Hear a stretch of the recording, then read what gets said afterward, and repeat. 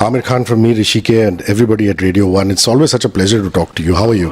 Always a pleasure talking to you, Hrishi, always. I want to know how tech savvy you are because there's a Google Maps, Google Doodle out of Firangi Malla and he's showing people directions and ways. So have you asked for ways from here to, let's say, a new place that you're going to visit? Well, I don't trust Firangi here. तो वो जब मुझे रास्ता दिखाएगा तो पता नहीं कहाँ ले जाएगा. So I don't trust Firangi. But it's a great idea. It's a great idea which I think the Yashraj team came up with, and I'm glad that this tie-up happened with Google, and they've done a great job. अच्छा character बनाया गधे पे जो घूम रहा है. I've dubbed for it also. Wow. And from there's a great idea, Aamir, because characters like Firangi Malla, characters like Khuda Bakhsh lend themselves to animation very easily, and that's a fantastic animated version of it. So is your mind already thinking in Aamir Khan ways? Well, you can give an idea to Adi and company. I've always wondered whether I should do an animation film with me as not me as an Aamir Khan, but playing an animation character. That would be fun.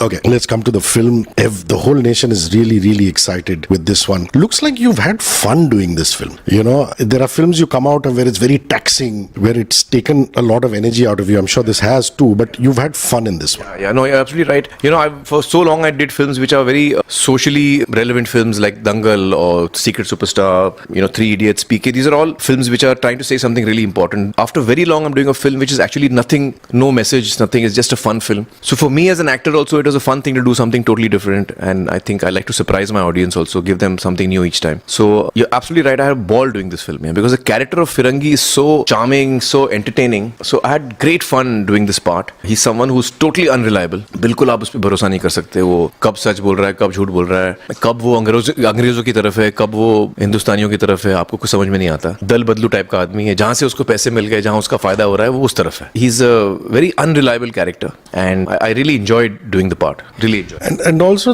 this is a unique set because all these people off the camera are also such interesting people. I mean, they're not the kinds who will just go back to the hotel room. You can have amazing conversations. I mean, here's a guy like Victor, with his background from Kanpur and Delhi, and with his world view and this and that. I mean, you guys have already spent time together. It must be so interesting, the exchange of ideas with somebody like your director, with Victor. No, Victor's a great guy. He's got a great mind, not just about films. His background is very interesting. He comes from Kanpur, has done a lot of theatre, he's read a lot. So Victor and I get along really well. Our sensibilities really match, and he's someone who actually always manages to tap me in different ways as an actor. Since he himself also acts, he used to act on stage. He gives me some really insightful ways of looking at how to do a scene. And he did that in Dhoom 3, he's done that in Thugs of Hindostan. So I really enjoy working with Victor. As a director, he really brings the best out of me. Yeah, I feel that.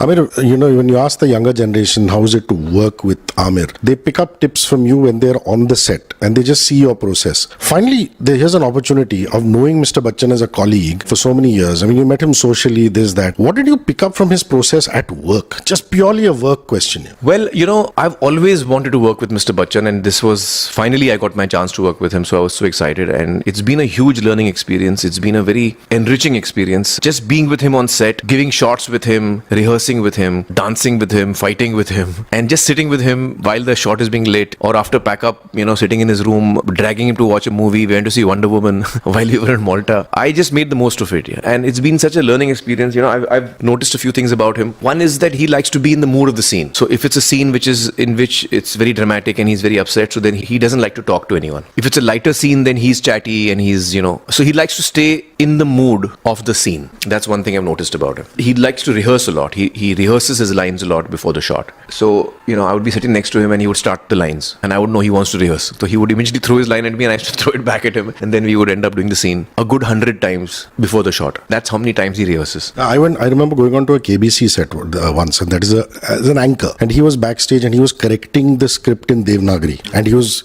actually writing them, then telling the teleprompter guys and this and that. Does he do that? Does he read off the script so much, or is he more like let's get into the motions of the dialogue delivery? He prefers to read. I noticed he used to always have the paper in front of him. I noticed he always had the paper. I like to memorize my lines way before the shooting of the film. So I memorize the lines, before I'm on set, I know all my lines. So I never look at the paper. But he likes to look at the paper. I've noticed that about him. It's so wonderful that, life comes full circle. Lagan has nothing to do with this film, but I'm just saying the fact that the Britishers and their impact in India and that whole conflict has thrown up so many different situations. And here is another situation situation. And actually speaking, what the East India Company did and eventually what the Crown did was a lot different. And this is set in the initial phase, which is when the East India Company is around, before they became a full-fledged empire. So tell me your reading of the history of that period. Well, I've read a lot about that period, and this film is set at a time when they were one by one taking over the different kingdoms. And the story is set against that backdrop. So it's, when the film begins, it's 1795, and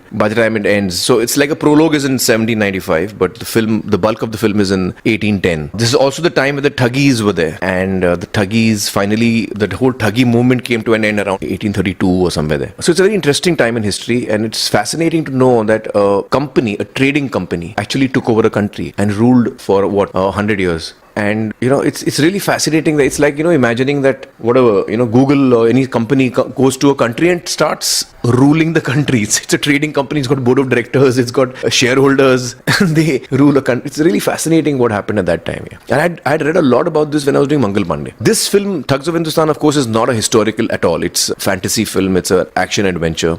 It doesn't go into the real aspect of what actually happened in history, but it uses that as a backdrop. And it is set in an imaginary place called Ronakpur, which the British, have just taken over, and it's a story of that place.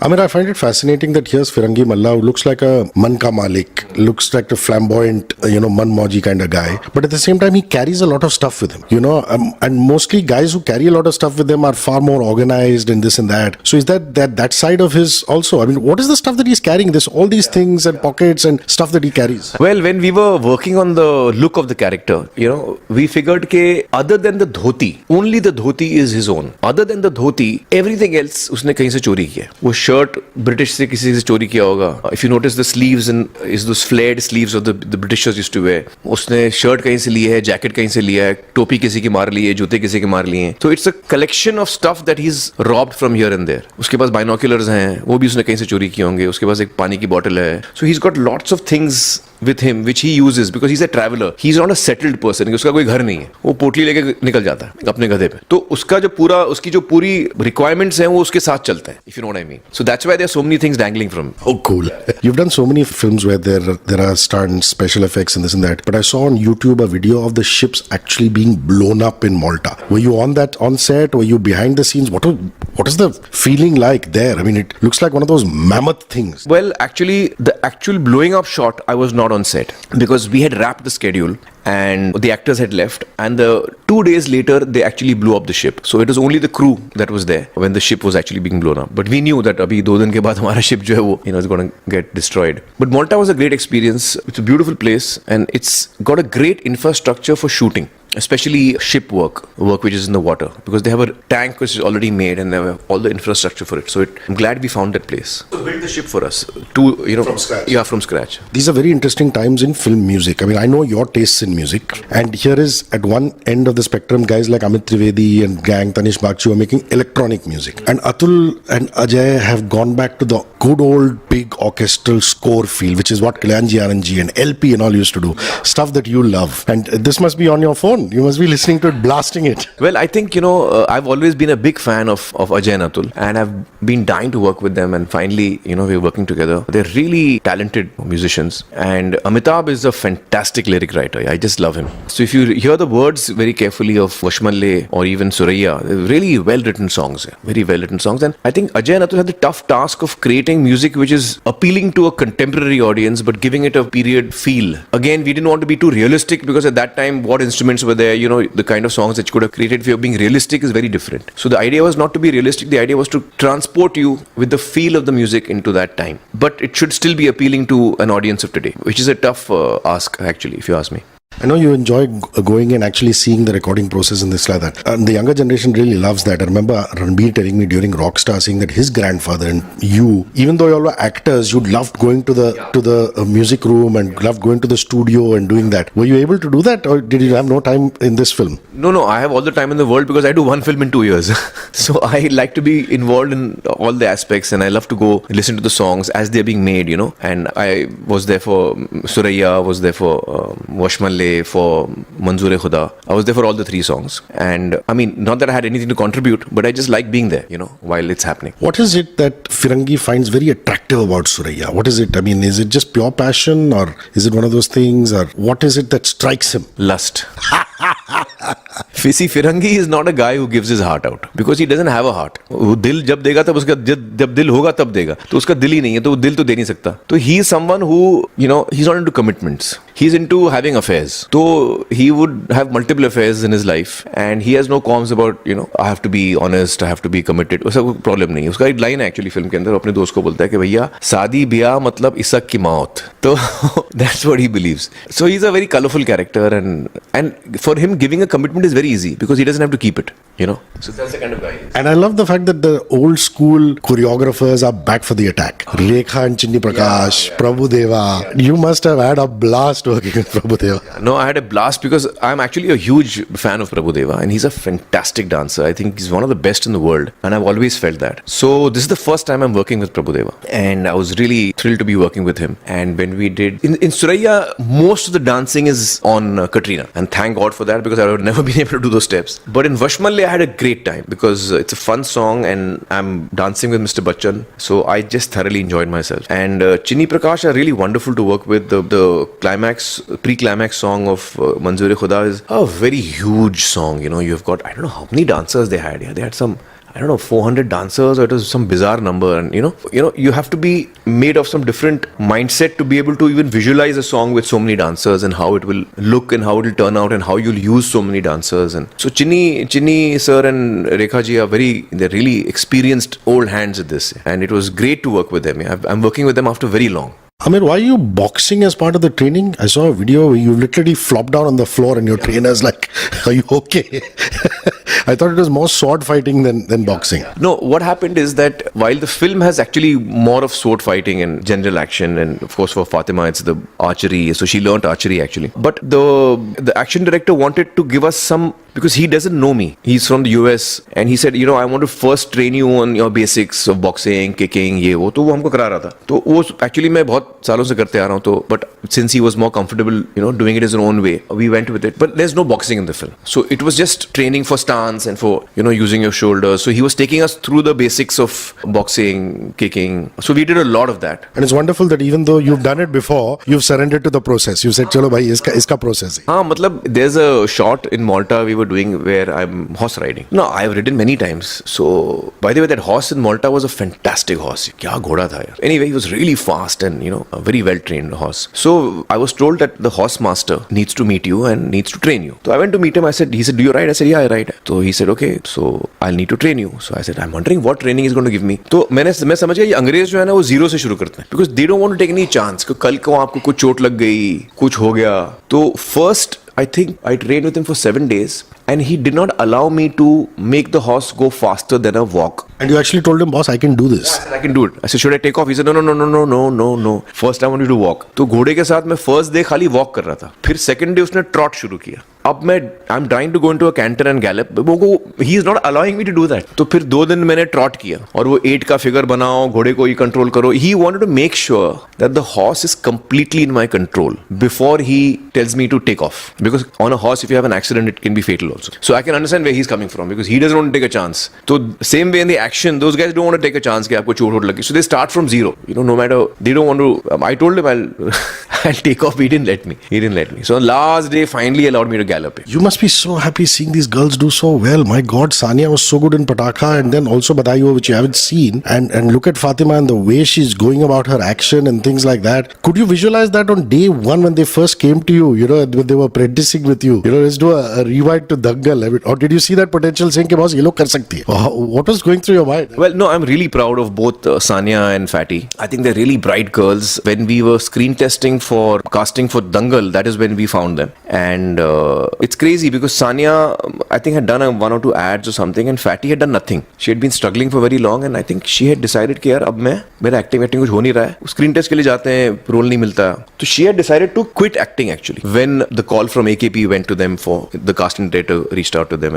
and when I saw the test of both of them, I really liked it. There were another 5-6 girls who were very good. So Nitesh took them through the whole process of casting and finally decided on Sania and Fatima. And not only Sania and Fatima, but even the other 2 girls in Dangal, Zaira and Sohani, all 4 really bright girls. And you know, I feel so proud when I see Sania, her film Pataka and Badai Ho, and Fatty's done so well well in Thugs. I think she's done Thugs is a challenging role, yeah, very challenging role, and of course she's also pitted against very experienced actors, and she is a trained fighter in the film. Her character is of a trained fighter, so she had to really train in action, and she's really done fantastic action.